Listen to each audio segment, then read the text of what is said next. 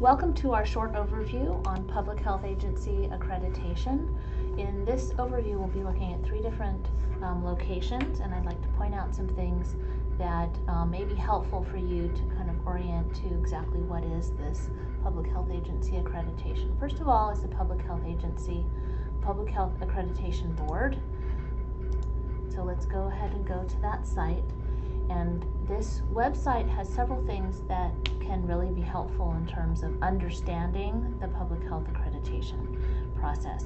Now, public health accreditation is for public health agencies like health departments. It's not for schools of public health. That would be a separate accreditation. So let's go ahead and look at this accreditation site. There are three things that I would really like for you to do here. First of all, is to look at the map of accredited health departments. And the types of health departments that you will see there are state health departments, local health departments, and tribal health departments. Those three really kind of capture the variety of different kinds of health departments that can become accredited. And so that's just a quick look overall for our country. The second thing is looking at this video. It's just a few minutes long. Watch it all the way to the end. There are some important things that they say about accreditation near the end of the video. And so this will probably be the most powerful thing to really understand that process and why it's important for them to become accredited.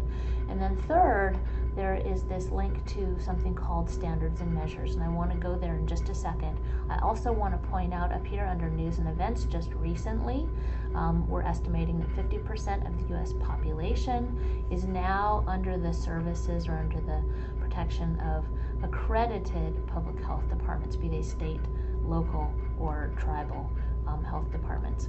So let's go ahead and click on this standards and measures. And one of the things that's key to understanding public health agency accreditation is kind of thinking about what the standards are, what they will actually be doing when they go through this accreditation process. So I'm going to open this standards and measures version 1.5, and the thing that really stands out to me is that they have several different domains, and then within each domain there are some sub-domains, or what they call standards, that they're really aiming for this accreditation process.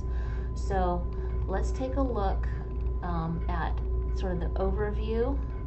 Partway through, one of the things that you will notice is that the accreditation is based on those same 10 essential services that we've already started looking at.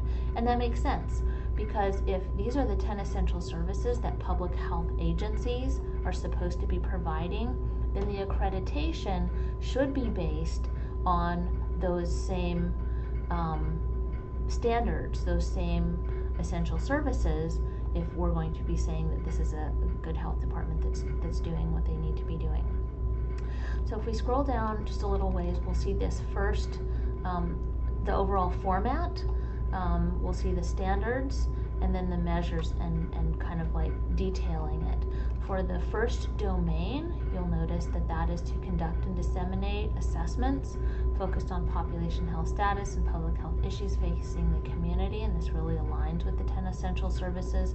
Within that domain 1, there are 4 standards that are numbered 1.1, 1.2, 1.3, and 1.4, that if a public health agency is achieving those standards, then they will be achieving that domain. And so that is just a little overview of how public health agencies really kind of achieve this assessment. This is a long document. I do not expect you to read through the whole thing, just to look through it rather quickly and to understand the relationship then between the assessments and the 10 essential services.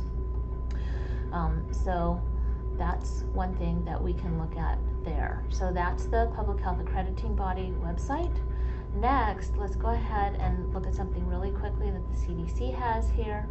They, of course, take you to the Public Health Accreditation Body. You can look through some of these things in terms of what is the CDC's role in accreditation, recent news in accreditation, the benefits and impacts, and so you could look through this rather quickly. Third is this PDF. That's not opening.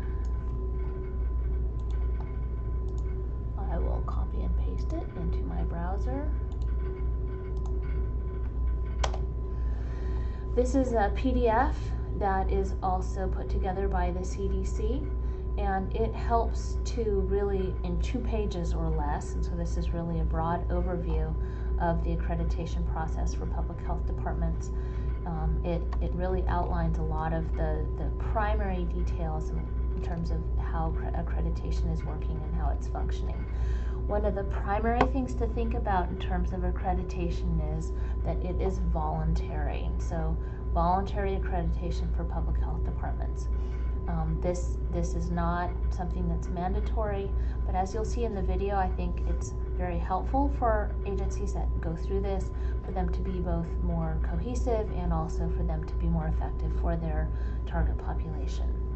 So that concludes our overview of the accreditation process for public health departments.